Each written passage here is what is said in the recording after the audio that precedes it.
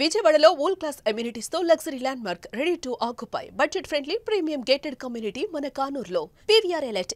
అమరావతి నిర్మాణానికి special purpose vehicle ద్వారా జోష్ తీసుకురావాలని చెప్పని ఏపీ ప్రభుత్వం భావిస్తుంది. అసలు ఈ స్పెషల్ పర్పస్ వెహికల్ ఏంటి, ఇందులో ఏమేమి కవర్ కాబోతున్నాయి అనే విషయాలు గతంలో కూడా మనం డిస్కస్ చేస్తాం. Amaravati outer ring road, iconic bridge, అలానే అనేక ఐకానిక్ స్ట్రక్చర్స్, ఒకవైపు స్పోర్ట్స్ సిటీ అని, గ్రీన్ ఇండస్ట్రీ కారిడార్ అనేటువంటిది, అలానే ఎయిర్పోర్ట్, అమరావతి అంతర్జాతీయ ఎయిర్పోర్ట్తో సహా అనేక అంశాలను ఇందులో మేళవించింది. అందుకనే ల్యాండ్ ఎక్విజిషన్ కోసం ఒక పాలసీని అమలు చేసేటువంటి నిర్ణయం రాష్ట్ర క్యాబినెట్ తీసుకుంది. అందులో భాగంగానే అమరావతిలో ఇప్పటికే ల్యాండ్ పూలింగ్లో ఇవ్వాల్సినటువంటి భూములు దాదాపు 3,500 ఎకరాల వరకు ఇంకా పెండింగ్లో ఉన్నటువంటి పరిస్థితి ఉంది. వివిధ తరహాల్లో కేసులు నడుస్తున్నటువంటి భూములు కూడా ఒక 340 ఎకరాల వరకు ఉంటుంది. వీటన్నిటిపైన ఆంధ్రప్రదేశ్ క్యాబినెట్ ఒక కీలకమైనటువంటి నిర్ణయం తీసుకుంది. ఆ సారాంశాన్ని ఒకసారి ఇప్పుడు చూసేటువంటి ప్రయత్నం చేద్దాం. అమరావతికి సంబంధించి ఒక స్పెషల్ దీని కింద అమరావతి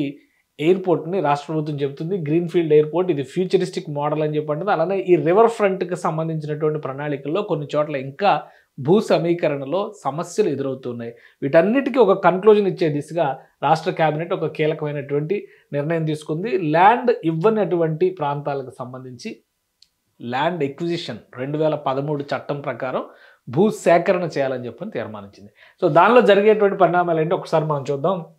భూముల సమీకరణ లేదా స్వాధీనం దీనికి సంబంధించి చూస్తే కనుక మిగిలిన 3,500 ఎకరాలు ఇప్పుడు 2013 భూ స్వాధీన చట్టం ప్రకారం, భూ సేకరణ చట్టం ప్రకారం ఇవన్నీ కూడా తీసుకుంటారు. అలాగే ప్రణాళిక ప్రకారం అవసరమైనటువంటి భూములు గతంలో వేసిన 37,916 ఎకరాలు, అందులో సమీకరణ ద్వారా స్వచ్ఛందంగా రైతులు ఇచ్చినవి, ప్రభుత్వం ఇచ్చినటువంటి ఆఫర్స్కి అనుగుణంగా ఇచ్చినటువంటి భూములు చూస్తే 34,385 ఎకరాలు ఉన్నాయి.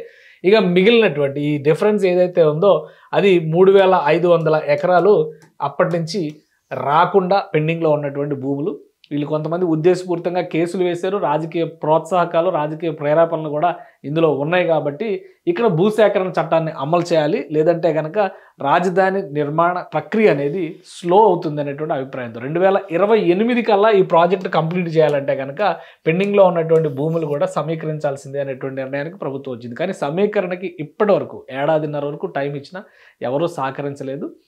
అందుకనే సేకరణ దిశగా అడుగులు వేయాలని రాష్ట్ర ప్రభుత్వం నిర్ణయం తీసుకుంది. ఇక ఈ సమీకరణ పురోగతిని వేగవంతం చేయడం, ఇందులో ఇంకొక ముఖ్యమైనటువంటి అంశం ఏంటంటే భూసేకరణ చట్టం ద్వారా మళ్ళీ సేకరించబోతున్నటువంటి భూములు అమరావతి ఔటర్ రింగ్ రోడ్డు ప్రాజెక్టుకి సంబంధించి దాదాపు 25,000 కోట్ల రూపాయలు వ్యయమవుతుందని అంచనా వేశారు. సుమారుగా 189 కిలోమీటర్లు అంటే దాదాపు 190 కిలోమీటర్లు 10 లేన్ల రహదారి +2 సర్వీస్ రోడ్లకి సంబంధించి కావచ్చు, ఫ్యూచర్ అవసరాలకు సంబంధించి కావచ్చు. దీనికి ముందు జాగ్రత్తగానే 1,702 హెక్టార్ల భూమిని సేకరించాల్సినటువంటి అవసరం ఉంది. సో ఆ ప్రక్రియను కూడా రాష్ట్ర ప్రభుత్వం చేపట్టబోతుంది. దీనికి సంబంధించినటువంటి చర్యలు తీసుకోవాల్సిందిగా అధికారులకి ఆదేశాలు జారీ అయ్యాయి. క్యాబినెట్ మీటింగ్ తర్వాత నోట్ సర్క్యులేట్ అయ్యింది. సో వేగవంతమైనటువంటి ఈ పథకాల అమలు కోసం రాష్ట్ర ప్రభుత్వం ఒక నిర్ణయం తీసుకుంది. దానికి టైం బౌండ్ ప్రోగ్రామ్ కింద డిజైన్ చేసింది. ప్రత్యేకంగా స్పెషల్ పర్పస్ వెహికల్ని ఏర్పాటు చేయాలనేటువంటి నిర్ణయానికి వచ్చింది. 2025 చివరి నాటికి, అంటే ఈ 3 నెలల్లో ఈ భూ సేకరణ అనేది కంప్లీట్ చేయాలి. కంప్లీట్ చేసి పనులు మొదలు పెట్టాలని నిర్ణయించింది. 2028 నాటికి పనులన్నీ కూడా కంప్లీట్ చేయాలి.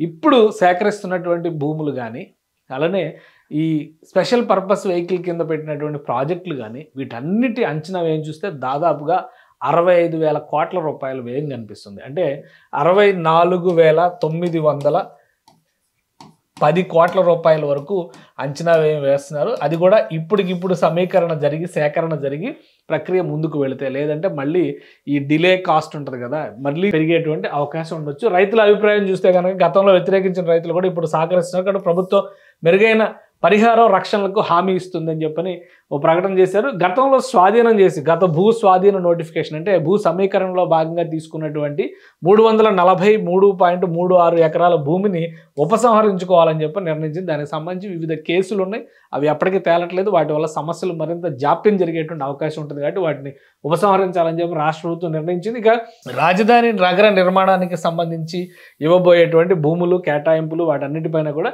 కొన్ని గైడ్ లైన్స్ని రాష్ట్ర ప్రభుత్వం మంజూరు చేసింది.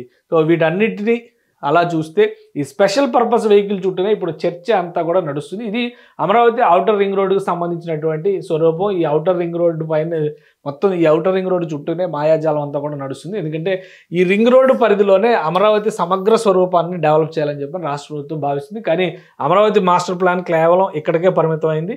ఇక ఇన్నర్ రింగ్ రోడ్డు స్వరూపాన్ని చూస్తే ఇక్కడ వరకు ఉంది. సో ఈ అంశాన్ని దృష్టిలో పెట్టుకునే ఇక్కడ రాబోయేటువంటి ఐకానిక్ బ్రిడ్జ్ కావచ్చు, ఎయిర్పోర్ట్ గురించి పదే చెప్తున్నా, అది ఏ ప్రాంతంలో వస్తుందో ఇంకా క్లారిటీ లేదు. ఒక 2-3 ఆప్షన్స్ కనిపిస్తున్నాయి. సో ఎయిర్పోర్ట్కి సంబంధించినటువంటి భూముల రిక్వైర్మెంట్ ఉంది.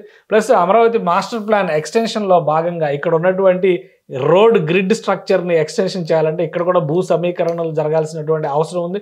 వీటికి సంబంధించి కూడా భూములు సమీకరణ చేయబోతున్నారు. అలానే పల్నాడుకు దగ్గరగా కనిపించేటువంటి ఈ ప్రాంతంలో గ్రీన్ ఫీల్డ్ ఇండస్ట్రియల్ పార్కులను డెవలప్ చేయాలని చెప్పి రాష్ట్ర ప్రభుత్వం భావించింది.